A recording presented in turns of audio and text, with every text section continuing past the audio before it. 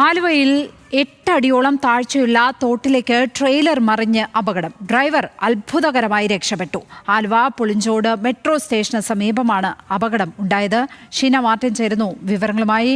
ഷീന, ഈ രീതിയിൽ ഒരു അപകടം എങ്ങനെയാണ് അവിടെ ഉണ്ടായത്? ആർക്കെങ്കിലും പരിക്കേറ്റിട്ടുണ്ടോ? ഡ്രൈവർ അത്ഭുതകരമായി രക്ഷപ്പെട്ടു എന്ന് പറയുന്നു. മറ്റാർക്കെങ്കിലും പരിക്കേറ്റിട്ടുണ്ടോ? ഡ്രൈവർ മാത്രമാണ് ട്രക്കിൽ ഉണ്ടായിരുന്നത് എന്ന് തന്നെയാണ് ഏറ്റവും വലിയ കാര്യം. അതുകൊണ്ട് തന്നെ മറ്റാർക്കും പരിക്ക് ഇല്ല. ഇന്ന് പുലർച്ചെയാണ് സംഭവം.